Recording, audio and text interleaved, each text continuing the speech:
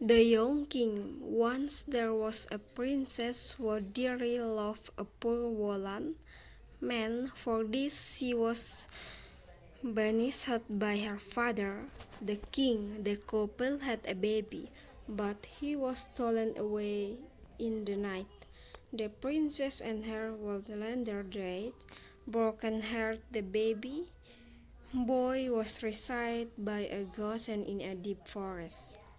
Years passed and the king neared the end of his life. He called for his grandson to be brought to the place.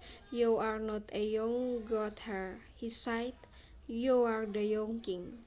And the young king gladly threw aside his rough goatherd's cloak and staff. He embraced the glittering riches of the place.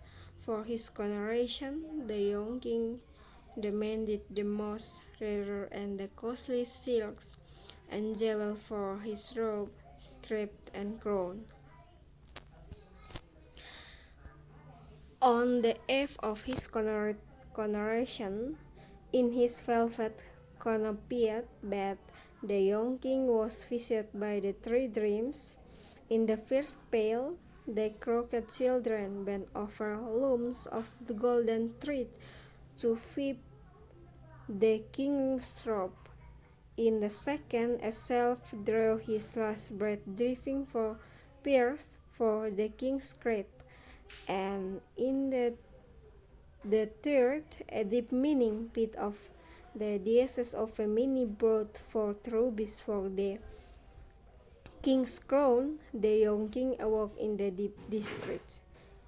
He stunned the robe, escaped and the crown, and riches instead. For his humble goatherd's cloak and staff, he made a chariot of bears thrown for his head.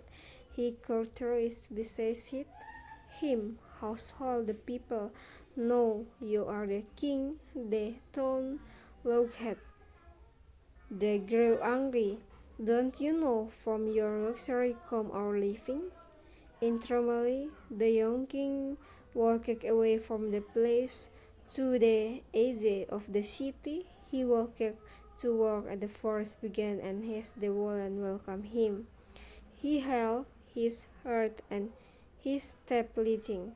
He turned to face the people one last time, and the sunlight began down and moved about him a robe bright than gold, and his top blossom with lilies whiter than pearls, and the cricket of beard bloomed with PROSE redder than rubies. And then he and all the world around knew he was the king.